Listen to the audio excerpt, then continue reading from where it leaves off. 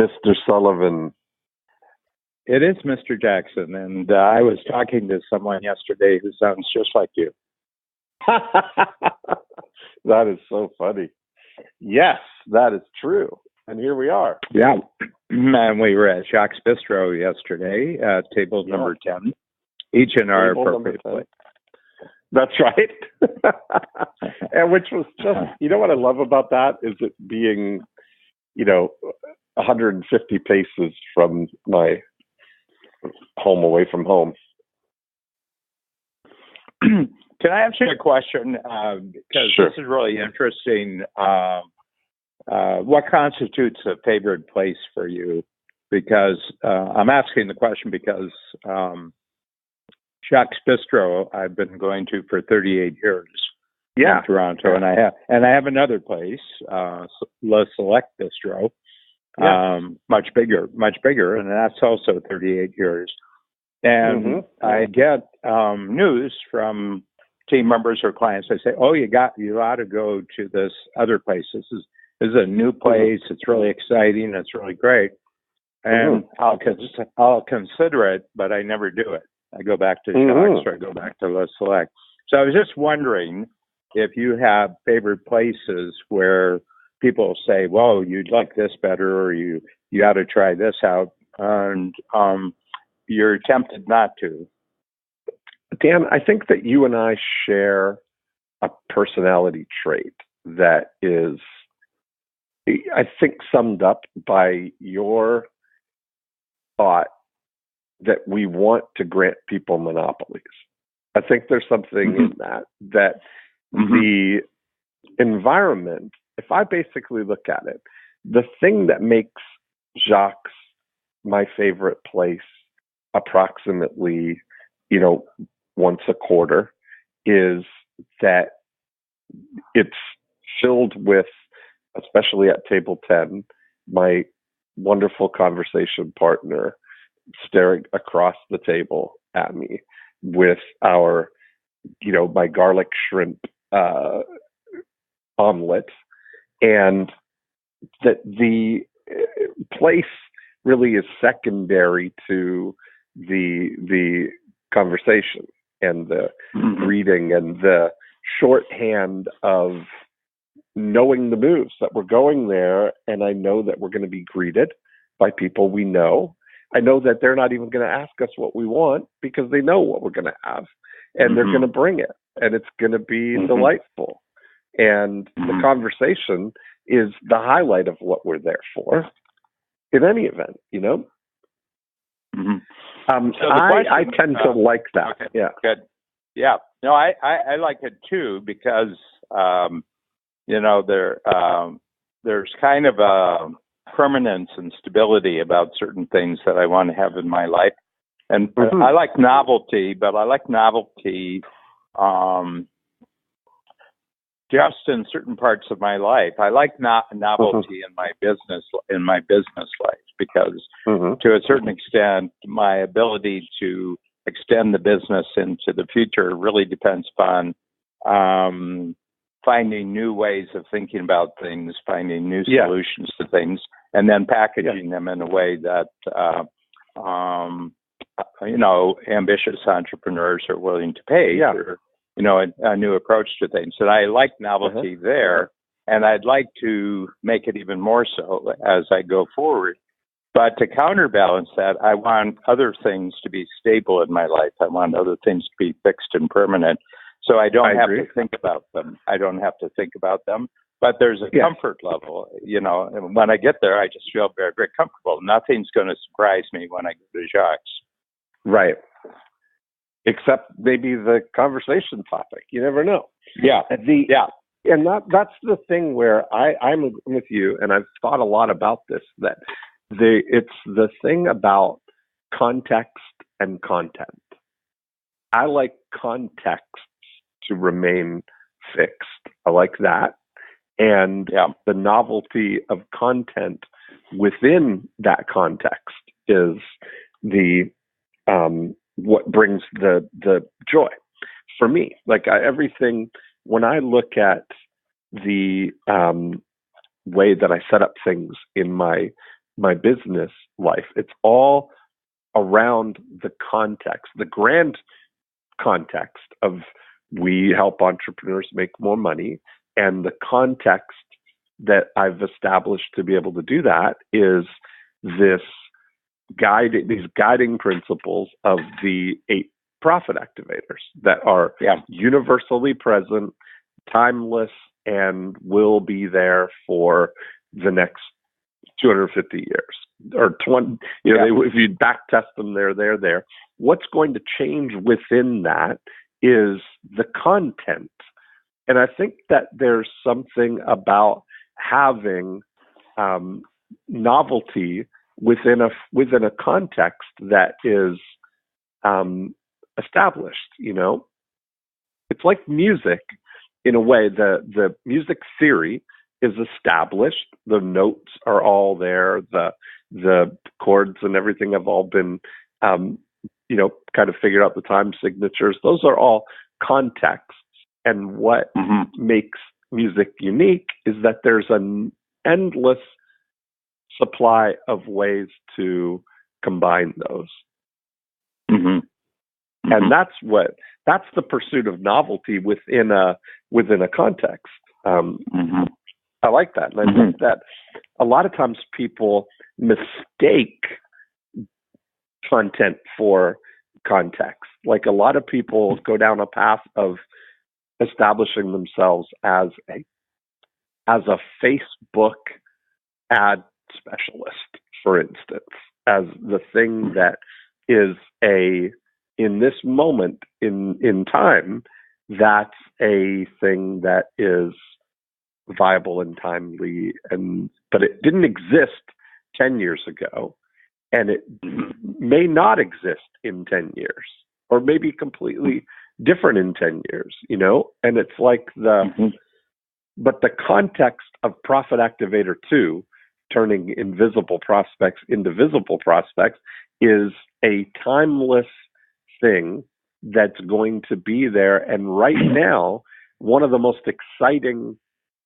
vehicles for doing that as a content underneath that context is Facebook advertising, is perhaps the greatest thing that we've ever seen for fulfilling the mission of Profit Activator 2.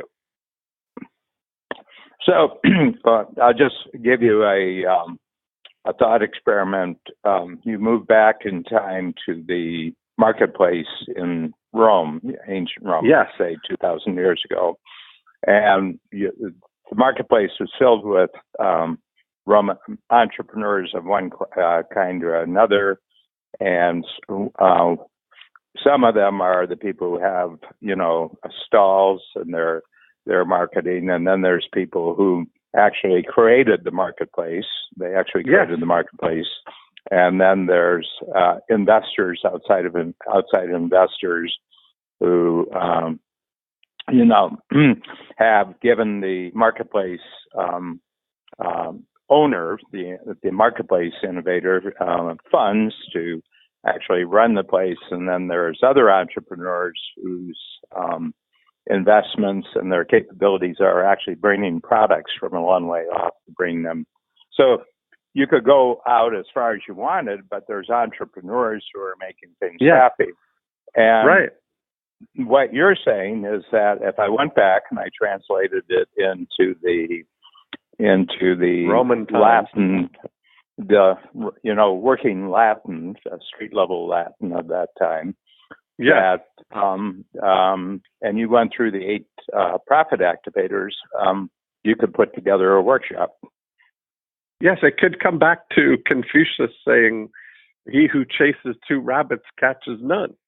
I mean, it's if you go back to Profit Activator 1, select a single target market.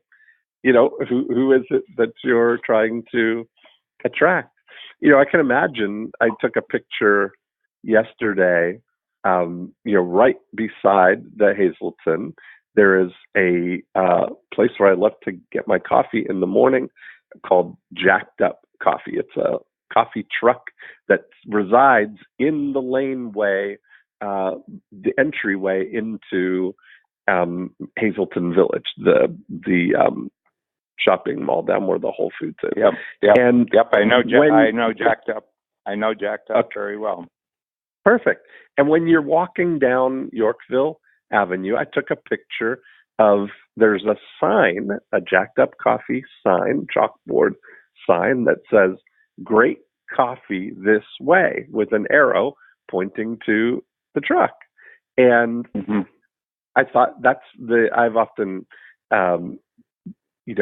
quoted, and I don't know who said it first, that sometimes the best way to sell a horse is with a sign that says "horse for sale." Well, I imagine that in Roman times at the market, somebody had a sign that said, what would be the delicacy of the day in Roman times? But I imagine, it would be, delicious gruel this way, whatever was the food, that somebody came up with a sign that said to people, "This is what I got for sale." And, that the idea of marketing, has been around and around and around for ages. Just like music, Bach is using the same musical theory and musical structures that are alive today, all from the same thing. So that's where, when you get the context secure, and then add novelty in the context or in the content, I think that's the way my personality does best, because that's where the true. Yeah, and I can relate to that because we're celebrating our 30th anniversary for Coach as a workshop program in November of this year. November 13th and I was just going back and doing a little bit of winning achievement, sort of what we've actually accomplished over 30 years, and the numbers are much bigger, the team is much bigger. We're where we were just in downtown Toronto 30 years ago. We're across 8 time zones and 4 major centers right now. Yeah. And the thing that I was thinking though, but it's exactly the same business model today. So we have days where there are 8 strategic coach workshops going on, and that would be in London, in Toronto, in Chicago, in Los Angeles. There have been days. I mean, not every day, but we have sort of benchmark days where you have 8 workshops going on with 8 different coaches, and the average probably, let's say 8 times 30 to 40. So let's say 8 times 30. So you're talking about 250 to 300 entrepreneurs are attending workshops that day, but they're doing it in the same way that we established in 1989.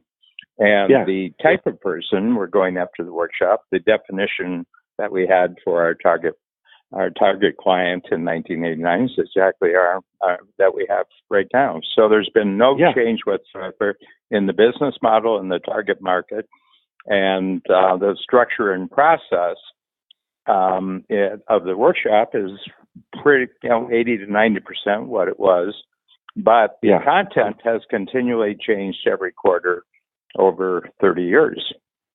Yeah, that's it. And I think that's really, like when you look at it, that the entrepreneurial time system is timeless, and the gap is timeless, and the strategy circle is timeless, and unique ability, all of it. Yeah. That those are all. So so what can we learn about our superior approach to life here, Dean? Dan, all we could do is just share the message. I mean, lead by example. And I think that is what is comforting, I think, to people that what's comforting to me about you is that I know that I see what your context is, and that context fits with what I'm that fits my context. It integrates with it well, and that I think is why we have such great conversation. I think we're coming from the same place. We have so much in common, and I think that the reason that we know what we're going to get at Jacques, and we know, and it's delightful. And it's just, I look at a lot of that as really just like it's an environment. It's holodeck stuff, right? Really, I mean, we're beaming in, and the main attraction is that we have the conversation, and it doesn't. There's low drag in any environmental disturbance of that, Yeah, and I wanna compliment you on one thing that's influenced my life very much since we got. I think probably since we've been working together on Joy of Procrastination, and that is that you have a set wardrobe approach to life. Okay, right. Can I say that? Yes, of course. That's the truth. No, and I've come about 80 to 90% in your direction since I've known you, and I have a closet full of jackets, jackets and shirts and slacks. But I last year, with the exception of about 4 days, my standard approach to wardrobe was that I have a long sleeve sweater. I have a pair of slacks. Now the slacks can vary, and I have very colorful Argyle socks. So I've gone from black and white with most of my life to Argyles, and there's an infinity of colors these days. And sure. And so I counted them one day here in Toronto, and I have 43 different colors of Argyle socks. And then I have a pair of sneakers, and there's a pair that I like so much that I bought 6 pairs of them. And I've got your black ones. I've got 3 pairs in Chicago and 3 pairs here. And I alternate them every day. So I give every pair of my sneakers gets 2 free days for every focus day. Yes. And I am totally comfortable. And actually, I resist being invited to any, kind of situation where I might be required to actually have to get out of my standard wardrobe approach. And see, and I have to tell you, I really like it. I really like it. And that's great. And I could really understand the complete strategic, what I would say, advantage of having this, because that's an area of your life you don't have to think about then. It's the truth. That is exactly right. Like, you think about all these, and people think, I think there's really something to all these micro decisions that we don't have to make, or don't even have to think about. And even just if you break it down to the seemingly little thing of us always having brunch at Jacques, that's a, we know exactly what to expect. There's no decisions necessary on that. I don't know. It's funny, and people, because I tend to do things like that, though. Like I tend to really like that amount of settling into things. What I do notice about while I'm here, I've been here now on what I call the island for just over a week now already. And I realized yesterday, Ross and I went down to the Ed Mervish Theater to see the Book of Mormon, and which you were accurate in your description of there's a lot of middle to the Book of Mormon, which was a little thing to referring back to a movie review that I had given that there was a lot of middle to the movie. It was a good start, good finish, and a lot of middle. That was a Clint Eastwood, his latest Clint Eastwood movie. I said, just a lot of middle to that movie. There was a lot of middle. That's right. But I realized in getting in the Uber to go there that's the first time I had left the island all week, and so it just so happens the island would be walking distance from the Hazel. Yeah, the island is actually defined by Avenue Road to Bay Street and Bloor to Schollard. That's the official island. Now there's the island adjacent, which is the Indigo bookstore and the VIP movie theater, which is immediately adjacent to the island. And, but the beauty is that you can approach it underground, so you don't have to be seen leaving the island on ground level. I mean, someone standing at the corner of Bloor and Bay say, "I'm going to see if he leaves the island," and you do leave the island, but they wouldn't be able to observe you leaving the island. That's right. And so the whole, when you think about that, if you're going to choose somewhere to be in that kind of thing, I don't think there's, for me, for all the things that I like, everything is right here. I mean, I don't have to leave Whole Foods is literally right downstairs. You've got Bucetteri's at the other end. I've got Masimoto. We've got Jacques. We've got FTK. You've got Morton's. You've got Coco. All these great restaurants right here. All these great cafes. You've got many juice places. It's all right there. And there's I think that all those things of eliminating transition times or decision times or down times are all falls under that friction-free category, Yeah, it's a thing that I've noticed about what I consider to be Toronto. So first of all, I had a thought. I say, I always say I live in Toronto, but in fact, if you track me for pretty much in Toronto for a whole year, for January 1st to December 31st, and all the time that I was in Toronto during that time, and you actually tracked me, I wouldn't have been west of Dufferin.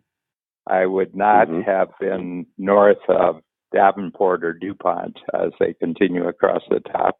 I would not have been east of Victoria Park and then the lake at the bottom. And that's my Toronto. So when people talk about Toronto, and when anybody talks about the city they live in, you say, but how much of that city is actually your city?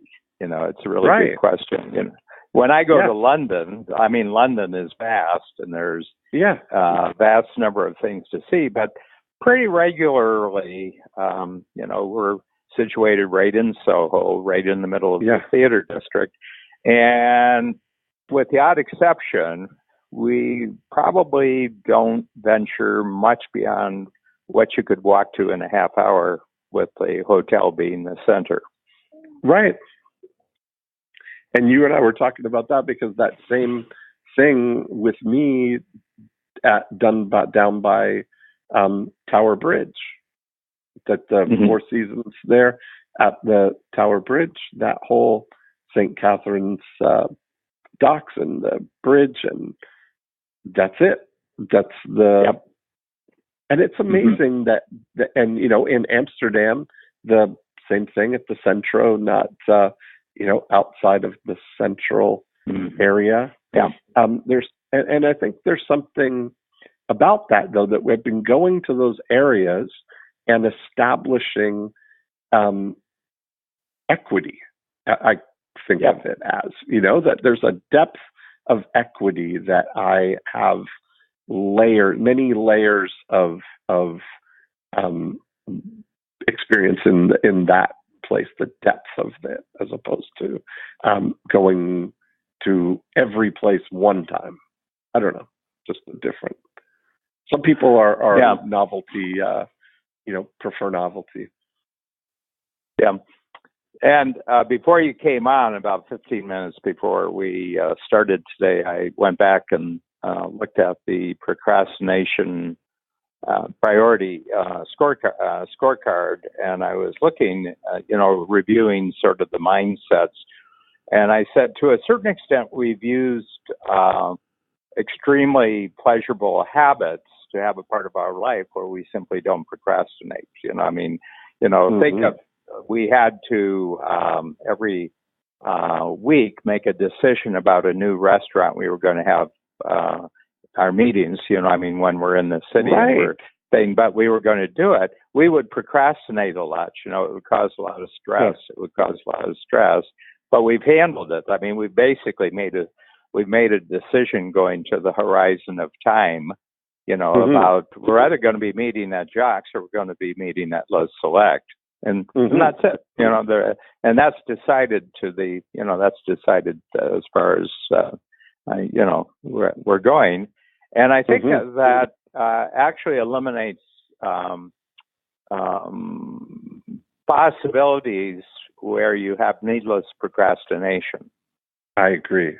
I was going to say, I will clip this portion out and I'll text it over to Joe Polish, because I look at the effortless, creation of the podcasts that you and I do, as we don't have to think about when they are, that we know this is the day and we're there and we do it. And Joe and I have to go. There's a lot more back and forth to try and figure out when are we going to do a podcast. A lot more variation in it. Yeah, and I would say generally my that would be true of all my other podcast series. But that's why I brought a manager in, because the manager now and my scheduler, they go through all that establishing, and they do it. And but otherwise, they'd be coming in asking me, or I would have to be, with any of the other factors. They wouldn't happen unless I initiated. Hey, we got to look at this and get it going. But so I put people between, where it does, vary, where it's not predictable. Although I told them, I said, just go 12 months out. My life is fairly predictable. Me because too. I have one major activity, which is workshops, and then I have the the preparation time schedule around them, and I do a book every quarter. That's predictable. I do somewhere between 5 and 8 videos a quarter, but it's predictable.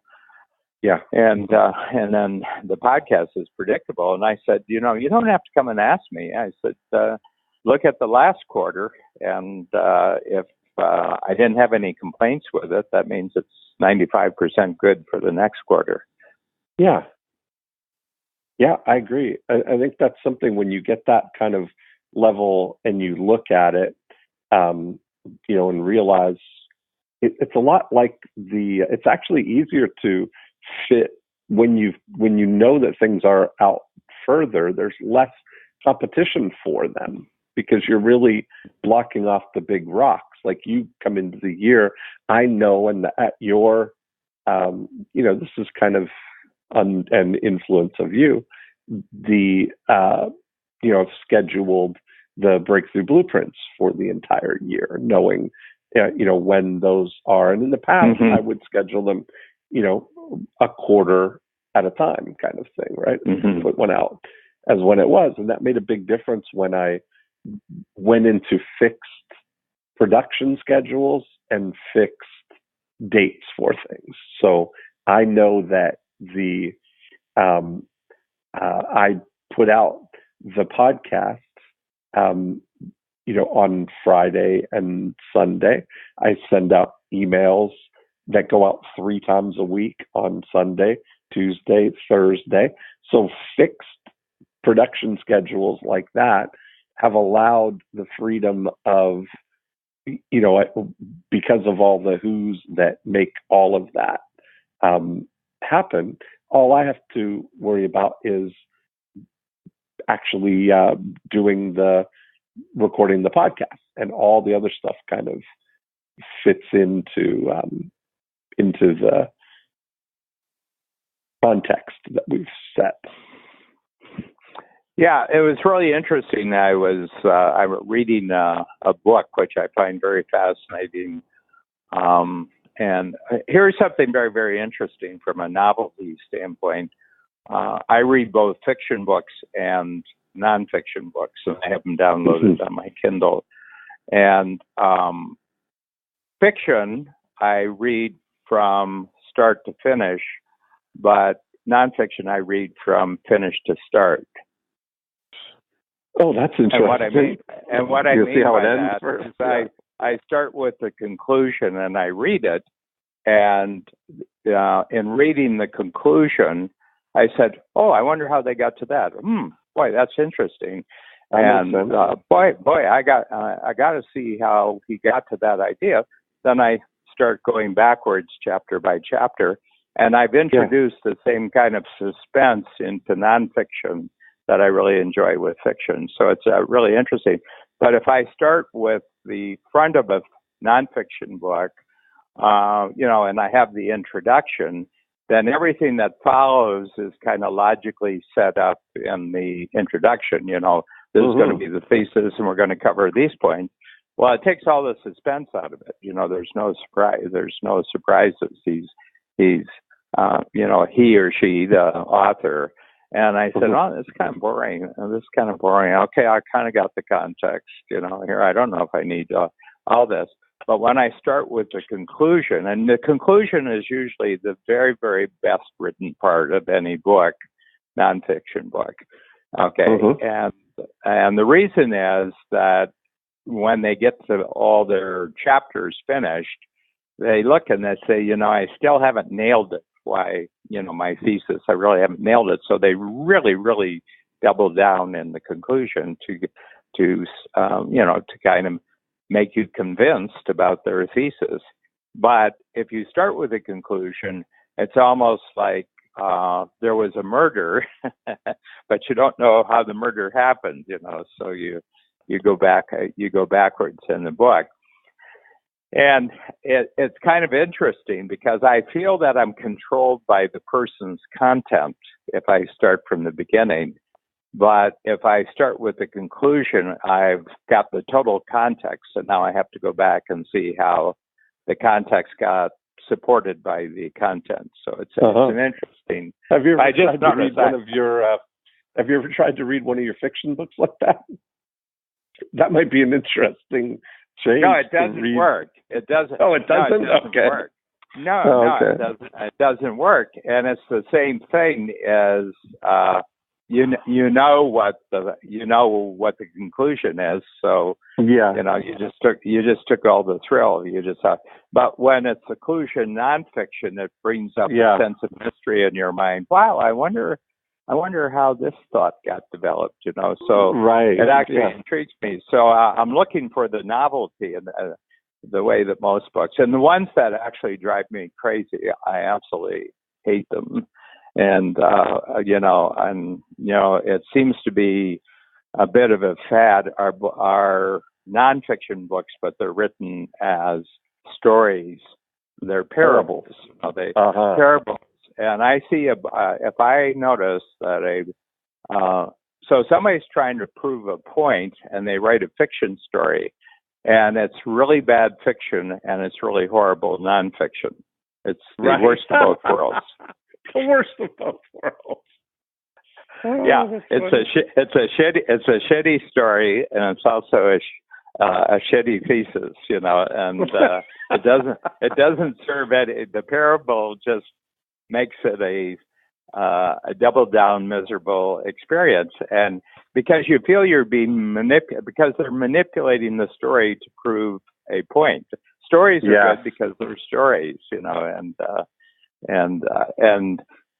when somebody's got an angst or something and they put it into a fiction story, you really I really resist it. And I says, oh my God, this is a political rant, and they're supposedly putting it in the form of the story. So anyway, but it's very, very interesting. So I find I much more enjoy nonfiction if I read it backwards.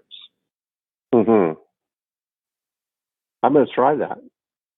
No, and I'm just saying this that because I can be bored very easily. Yes.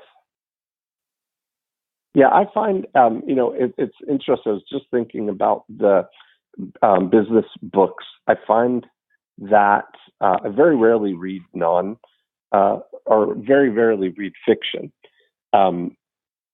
which would seem more conducive on the Kindle, which when you're reading something sequentially. But what I find is that with business books, I like to be able to, jump in to the middle, or take things from it, not read it sequentially. I often don't want to go all the way through something, and I don't feel like I need to. I'm looking.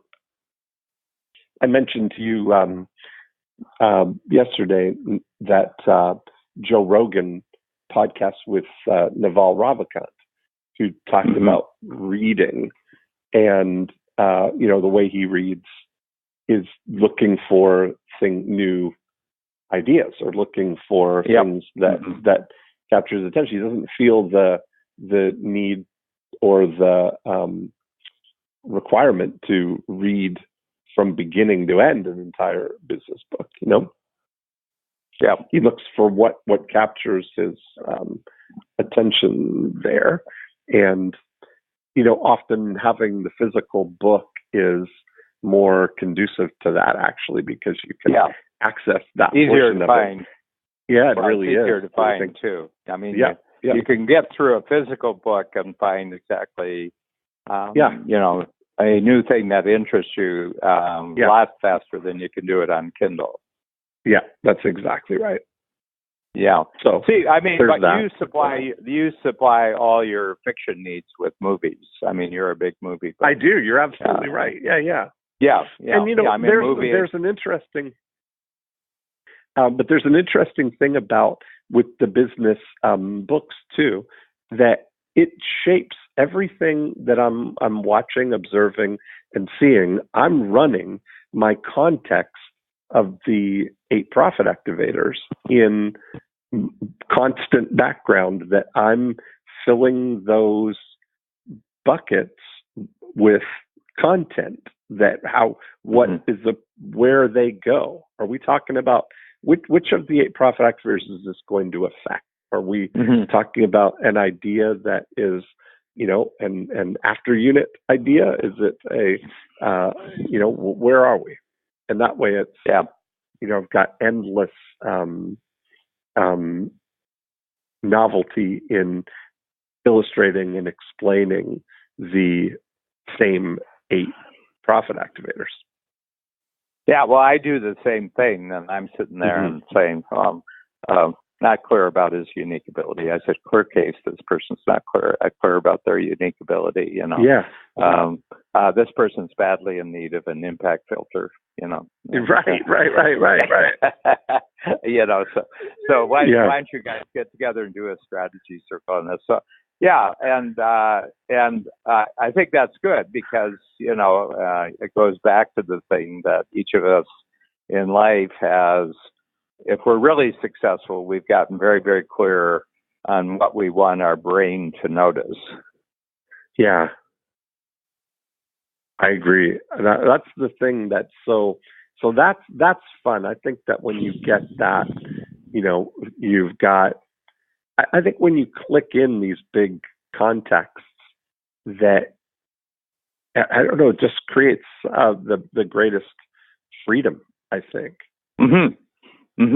freedom within mental freedom. I think there's something to that. Like I look at all the contexts of stuff, like your,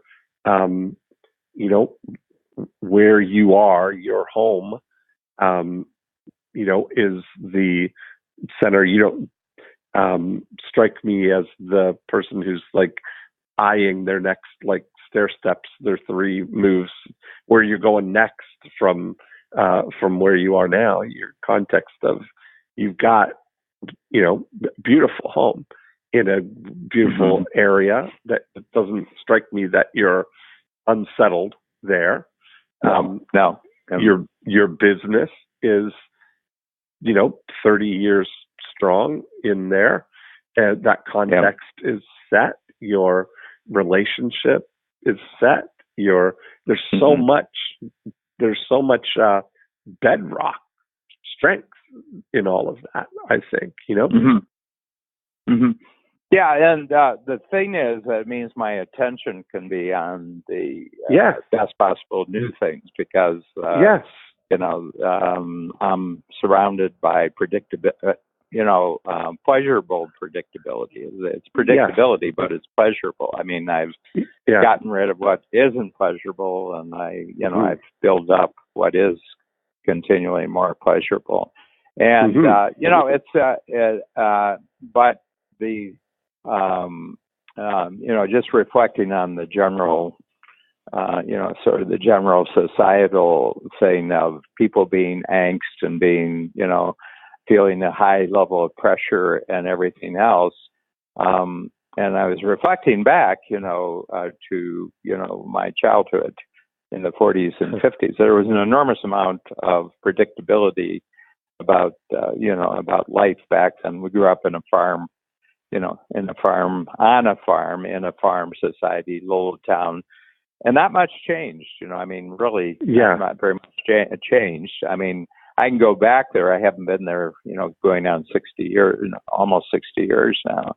And stores have changed, and there's been things that have gone down, and other things have come up, and there's a moderate amount of growth of new homes and that. But I would say about 80%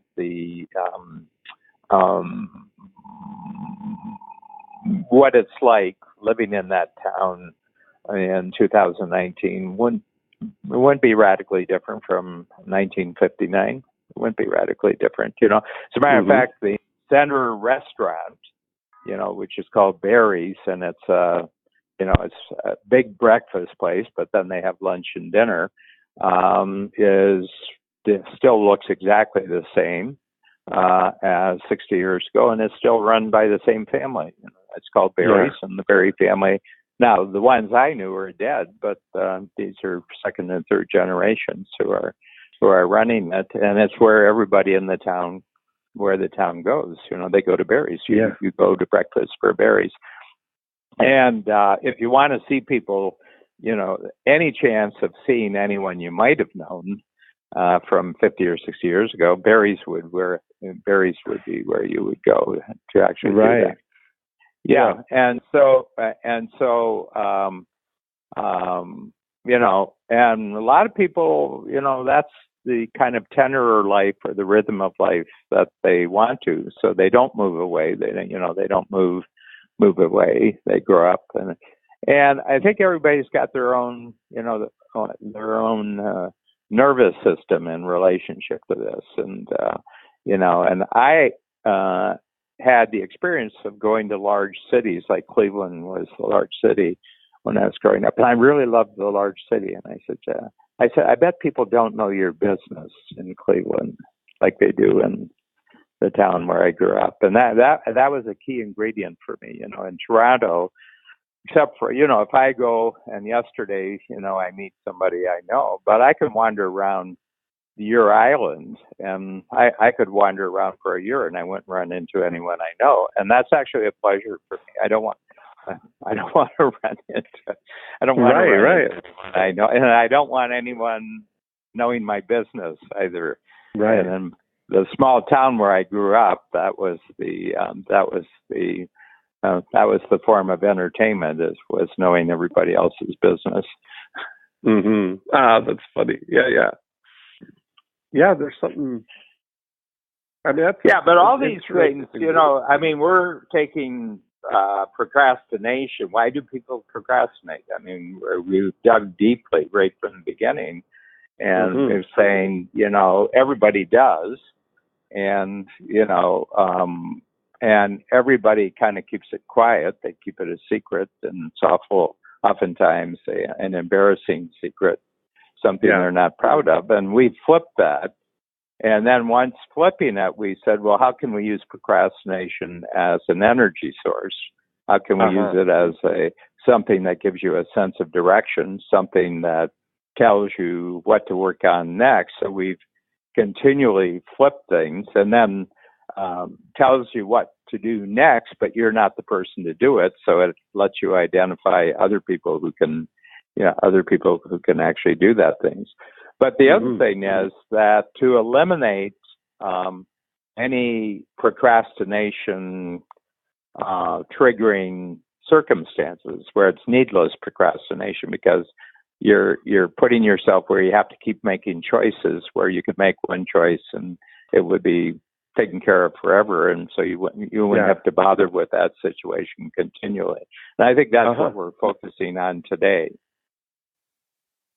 Yes, I think you're absolutely right. That there's that's the value in it, And I think knowing that's kind of where I think you look at these modern things that are happening that layer on top of this desire, that we're more likely, I don't know, we haven't really spoken about Amazon or anything like that, but I, am inclined to grant Amazon a monopoly on the purchasing of anything, because it's one click, it's the most convenient thing for it. That I know that if I can't get it with Amazon, because they'll bring it right to my door. So anything physical that I want typically is available through Amazon, and they'll bring it right to the door. And I mentioned to you how this shift of, the last 100 feet now is really, remember for years they would talk about solving the last mile problem, but the last mile has been solved. And I think the new frontier now is the last 100 feet. And I saw an article that Amazon is now moving into your refrigerator. Well, they'll have access to your refrigerator to come in and stock your groceries now.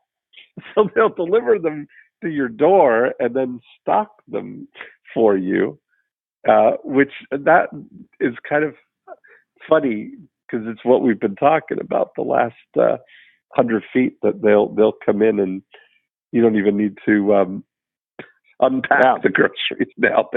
They'll do it for you. I mean, and for those who want that, that's now becoming available. It was very interesting. I had a conversation with Peter Diamandis on the Exponential Wisdom podcast that I have with Peter, and we were talking about real estate the last couple of podcasts, and one of the things was how real estate will be sold, and how it'll change work habits, changing work habits and changing transportation habits and everything else. But he was talking about the sort of smart houses, that the house is aware of you. So there's sensors built into the house. And so it knows that when you're in this room, you like this lighting level and your favorite music will come on and everything like that. And so I was thinking about it because I really don't have any of that in my house. I've got a nice house, but I don't have any responsiveness on the smart automation, right? No, smartness. And I thought about it. Would that ever be? I'm asking myself about this. Would this ever be appealing to you? And actually, it wouldn't. And the reason is that I want my house to be just as smart as it is, and I don't want it to get any smarter. Yeah. And the reason is because it introduces, for me, it would be kind of unsettling that. So I asked Peter. I says, "Look, you hang around with the titans of the tech world, and they have homes which are beyond the comprehension of most people in terms of size and everything else. Do you notice a real trend that they're making at their houses? They can do it because they're on the inside with technology. So anything that would be a breakthrough in the level of building greater intelligence into your home, they would be first in line. As a matter of fact, everybody who makes this stuff would go to them as the first possible prospects." And he says, "Oh, that's really surprising." He says, "No, they don't." He says, "As a matter of fact, they kind of use home to get away from their technology life." Yeah. Oh, that's interesting. I have a Nest system, which but it's not set up to control through the app or anything. Actually, that's not true. Luba has the app that does it. I don't control it through there. But the fact that it, after a couple of days, it learns your patterns and the house is always at the right temperature.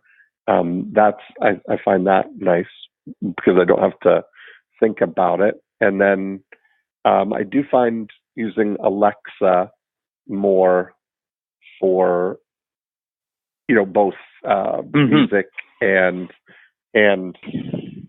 facts of any kind.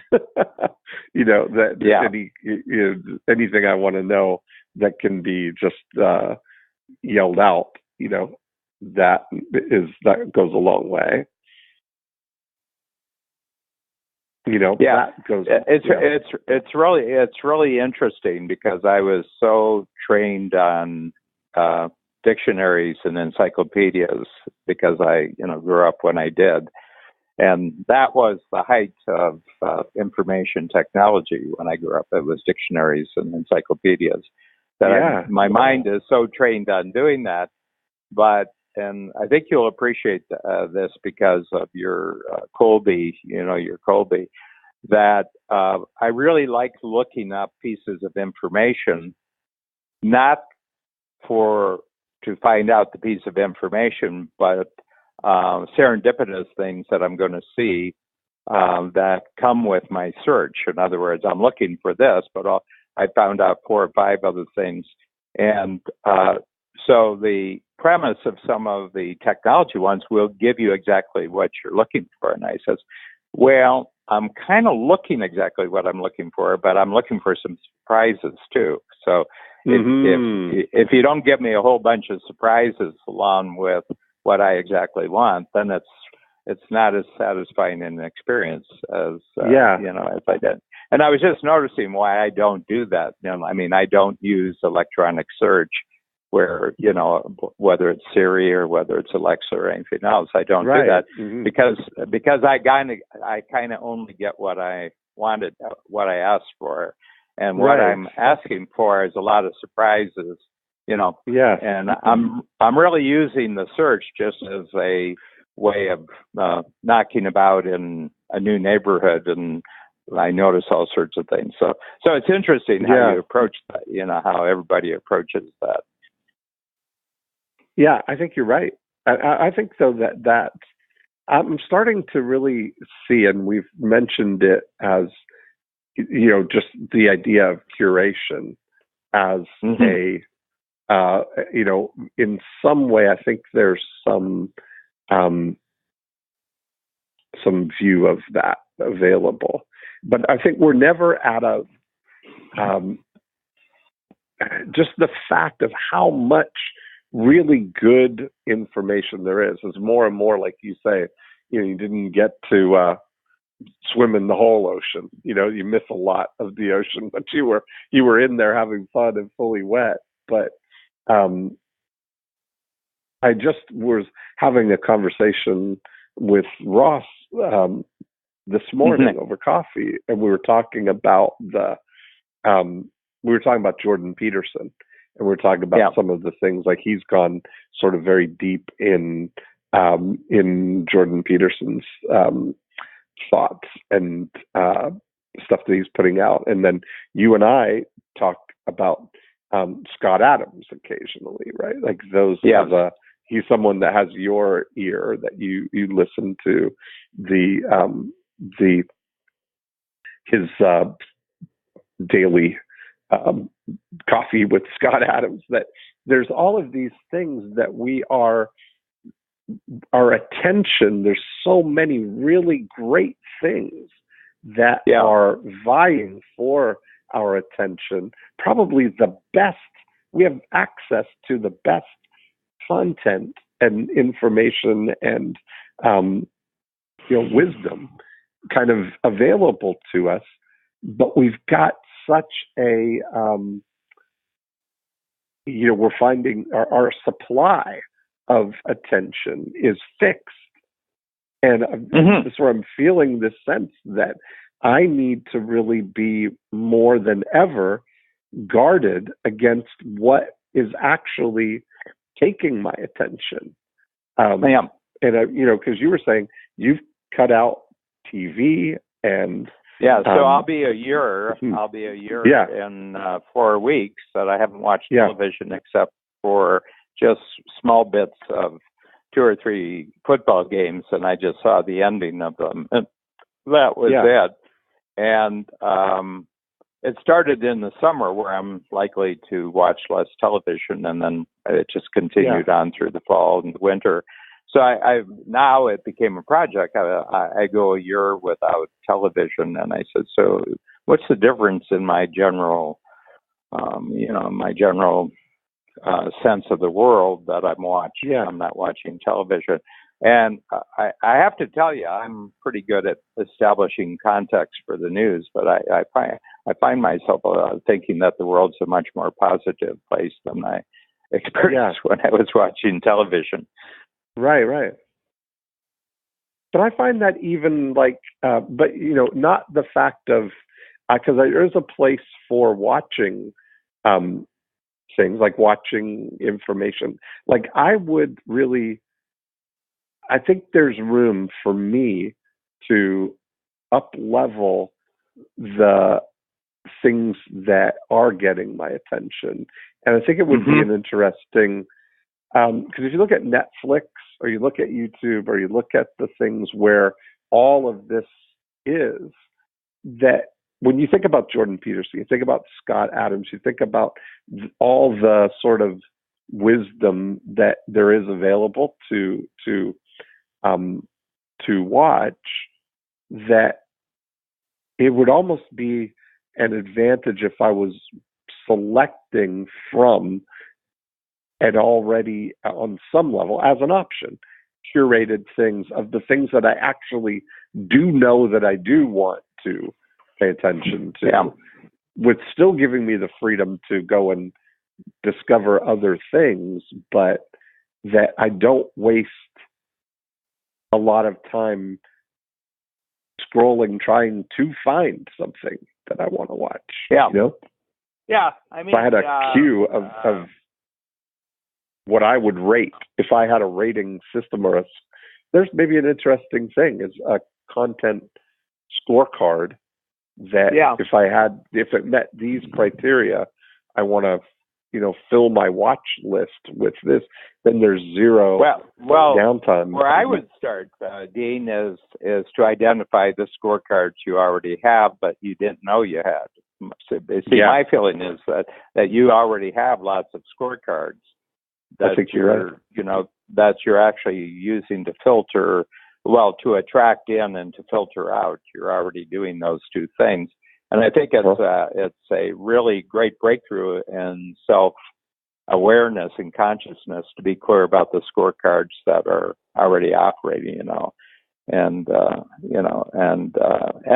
not try to change them at all, but just say, oh, well, I've got this scorecard already, maybe, but if I become conscious about the scorecard, I can up the quality of experience I'm getting from the filter. Yeah, maybe it's doing an 80% good job, mm-hmm. and that happened unconsciously, but maybe if I'm conscious, it'll go way up. Yeah.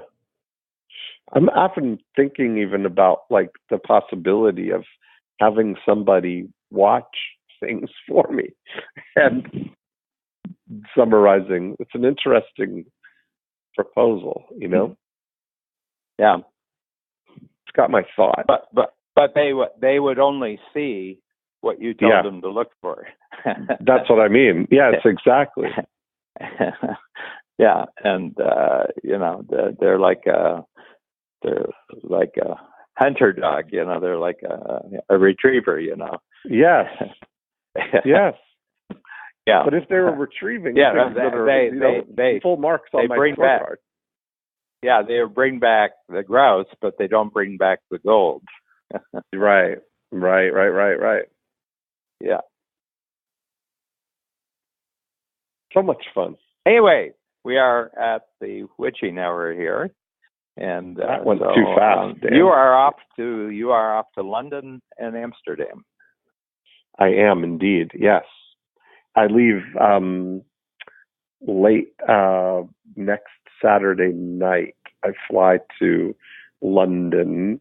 You're not around next Saturday, right? You're going for some. No, I'm around next Saturday. Yeah. No, I'm in for the next 2 weeks, so we can meet again. But I'm at La Select. That's La perfect. Select next week. Yeah. Perfect timing. Same rules. Okay, same rules. That sounds perfect. And that'll be. And the other thing is that we have a client house party on Thursday.